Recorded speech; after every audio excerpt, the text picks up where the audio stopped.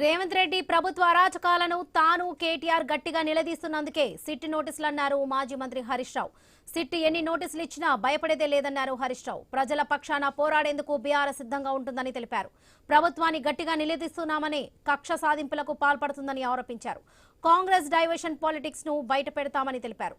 మంత్రుల వాటాల కోసం కొట్లాడుతున్నారంటున్నారు హరీష్ రావు.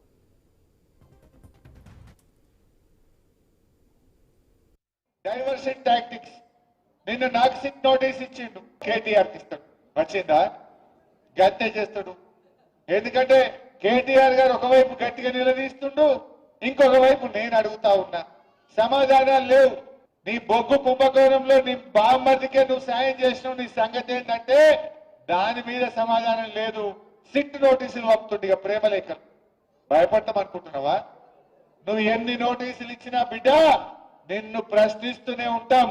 మహాలక్ష్మి ఇచ్చేదాకా అడుగుతాం, రైతు రుణమాఫీ అయ్యేదాకా అడుగుతాం, నువ్వు అవ్వాతాతలకు 4,000 ఇచ్చేదాకా అడుగుతాం, నువ్వు తులం బంగారం ఇచ్చేదాకా అడుగుతూనే ఉంటాం. పిల్లలకు ఎస్సీ ఎస్టీ బీసీలకు ఫీజు రియంబర్స్మెంట్ డబ్బులు ఇచ్చేదాకా రేవంత్ రెడ్డి వెంట పడుతూనే ఉంటాం.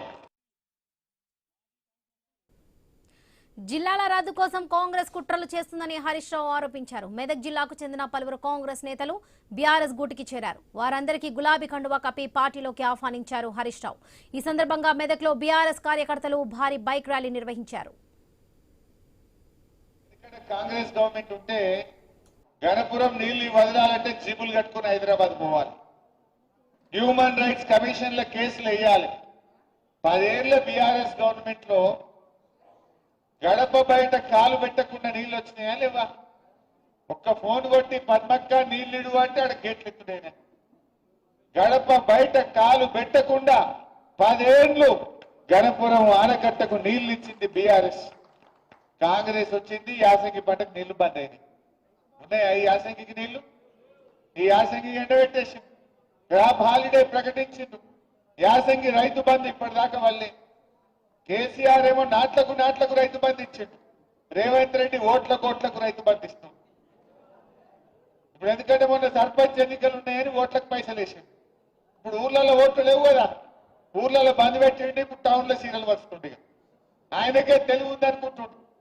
ప్రజలు నీకంటే తెలివైన వాళ్ళు రేవంత్ రెడ్డి, తెలివి నీకే లేదు. ప్రజలకు నీకంటే తెలివితేటలు ఎక్కువ ఉన్నాయి. ఆ ప్రజలు నీ గుణపాఠం చెప్పడానికి సిద్ధంగా ఉన్నారు అని మనం చేస్తా ఉన్నా. బాగా ఆలోచించండి.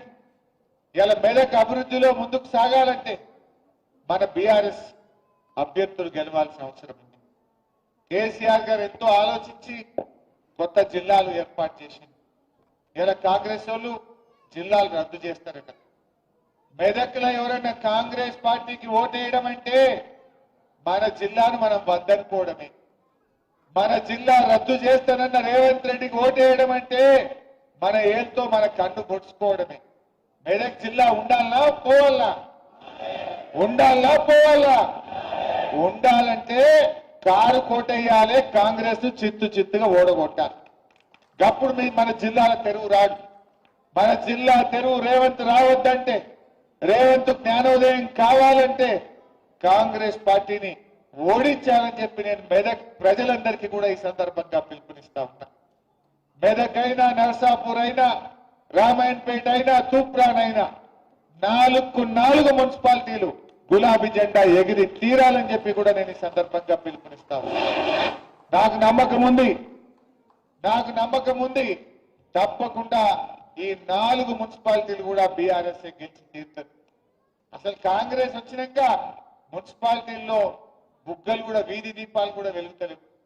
చెత్త కూడా సరిగా ఎత్తుతున్న పరిస్థితి లేదు.